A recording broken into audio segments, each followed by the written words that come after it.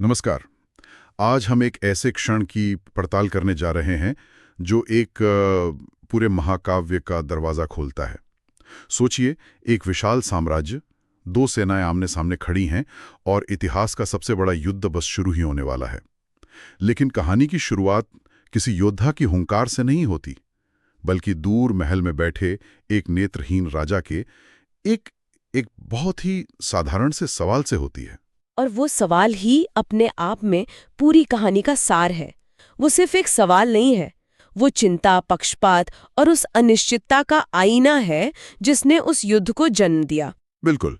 आज हम इसी की गहराई में उतरेंगे। हमारा स्रोत है डाउट एंड ड्यूटी, धर्म इन द फील्ड ऑफ कुरु नाम की किताब का एक अंश। और हमारा मिशन सिर्फ श्रीमद् भगवद गीता के पहले श्लोक का अनुवाद करना नहीं है। हम इस श्लोक को एक चाबी की तरह इस्तेमाल करेंगे ये समझने के लिए कि ये किताब उस महायुद्ध की नींव में छिपे मानवीय द्वंद्व और नैतिक संकट को कैसे देखती है।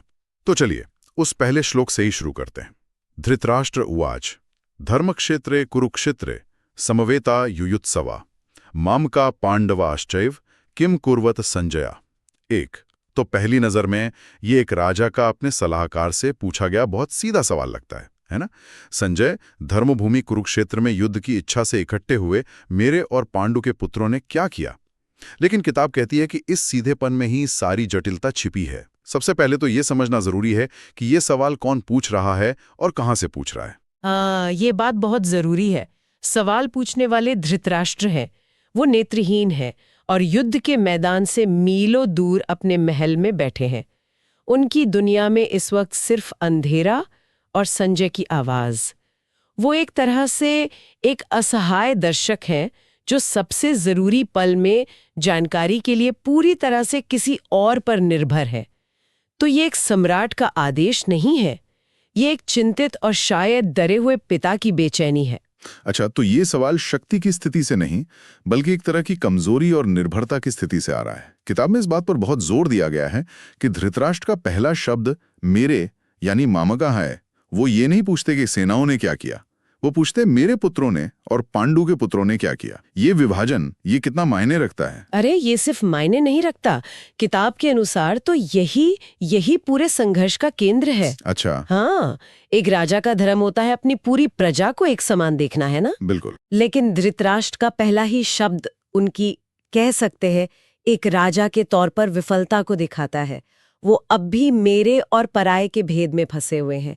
ये कोई अनजाने में निकली बात नहीं है, ये उनकी दशकों की पक्षपातपूर्ण सोच का नतीजा है जो अब इस निर्णायक क्षण में सामने आ रहा है। ये तो वैसा ही है जैसे कोई क्रिकेट मैच का स्कोर पूछ रहा हो, लेकिन असल में उसे सिर्फ अपनी पसंदीदा टीम के प्रदर्शन की ही चिंता हो। सवाल भले ही निष्पक्ष लगे, पर उसके पीछे की जो भावना है वो पूरी तरह से पक्षपाती है। आपने बिल्कुल सही पकड़ा, किताब इसी बात को रेखांकित करती है।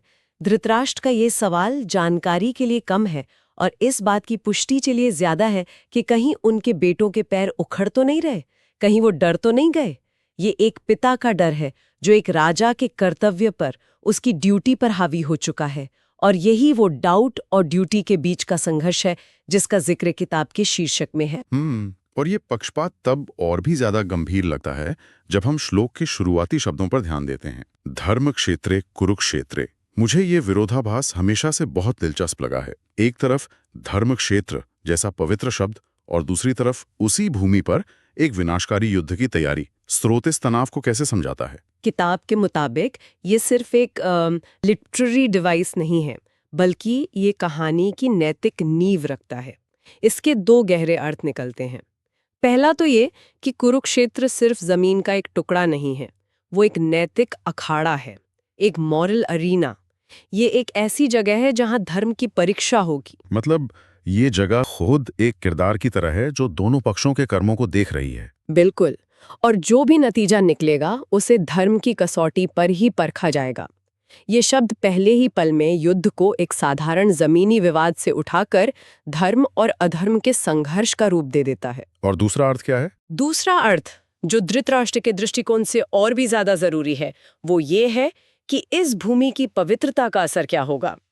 उनके मन में कहीं ना कहीं ये डर है कि कहीं इस धर्म क्षेत्र का प्रभाव पांडवों के पक्ष में न चला जाए, क्योंकि वो धर्म के रास्ते पर चलने का दावा करते थे।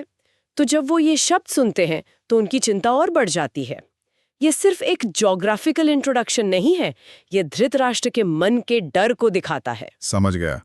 तो हमारे पास एक पक्षपाती राजा है जो एक नैतिक रणभूमि पर होने वाले युद्ध के बारे में पूछ रहा है। अब आते हैं उन लोगों पर जो असल में वहां मौजूद हैं। श्लोक में युयुत्सवः शब्द का इस्तेमाल हुआ है, मतलब युद्ध के लिए उत्सुक। ये तो यही बताता है कि शांति की सारी संभावनाएं खत्म हो चुकी हैं। किताब इस मानसिकता को कैसे देखती है? क्या ये एक तरह की लड़ने की बेताबी है? नहीं, किताब इसे ब्लड लस्ट या बेताबी के तौर पे नहीं देखती है, बल्कि वो इसे एक दुखद और अटल सच्चाई के रूप में प्रस्तुत करती है। युयुत्सव शब्द उस क्षण को दिखाता है जहां बातचीत और डिप्लोमेसी के सारे रास्ते बंद हो चुके हैं। अच्छा। हाँ, ये उस बिंदु पर पहुंच जाने का संकेत है जहां अन्याय को ठीक करने के लिए कर्म यानी युद्ध ही एकमात्र विकल्प बचा है। ये उस क्षण की गंभीरता को दिखाता है, अब वापसी का कोई रास्ता नहीं है। तो ये एक तरह से उन सभी घटनाओं और विकल्पों का परिणाम है जो इस बिंदु तक ले आए हैं। ये कोई खुशी वाली उत्सुकता नहीं है, बल्कि एक दृढ़ संकल्प है कि अब जो करना है वो करना ही है। हाँ, ये एक तरह का पॉइंट ऑफ नो रिटर्न है। किताब के अनुसार ये शब्द हमें याद दिलाता है कि ये युद्ध अचानक नहीं हुआ। इसके पीछे सालों का अन्याय है, अपमान है और विफल बातचीत है। तो जब सैनिक वहां युयुत्सवा की भावना से खड़े हैं, तो वे एक ऐसे कर्तव्य का पालन करने के लिए तैयार हैं जिसे वे अब टाल नहीं सकते। चलिए, इन सब धागों को एक साथ जोड़कर देखते हैं।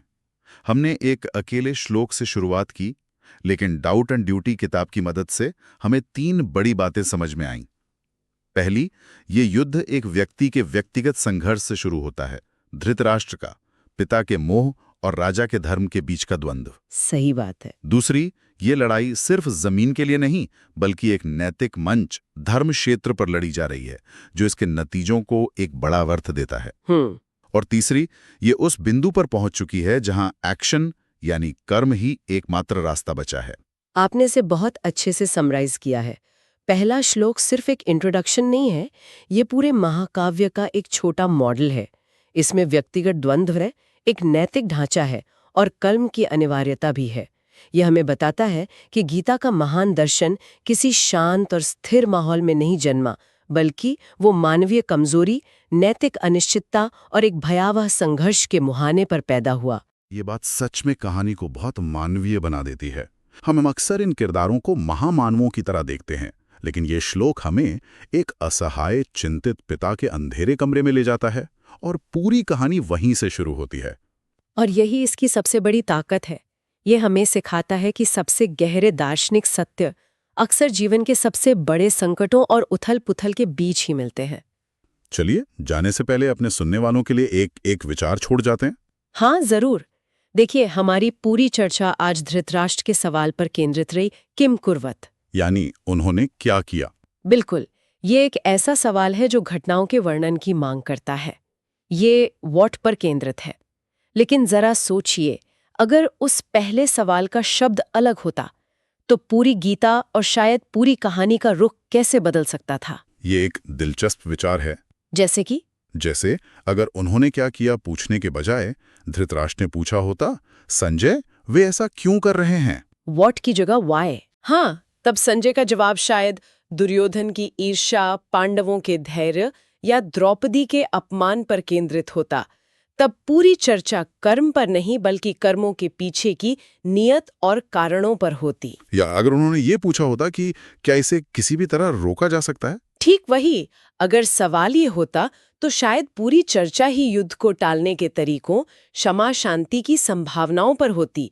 पहला सवाल ही आगे की पूरी बातचीत का रास्ता तय कर देता है। उन्होंने क्या किया पूछकर धृतराष्ट्र ने अनजाने में ही घटनाओं के एक ऐसे प्रवाह को स्वीकार कर लिया जिसे वो अब बदलना नहीं, सिर्फ जानना चाहते थे। ये सोचने पर मजबूर करता है कि हम जो सवाल पूछते हैं वे न सिर्फ हमें जवाब देते हैं, बल्कि हमारी हकीकत को भी आकार देते हैं।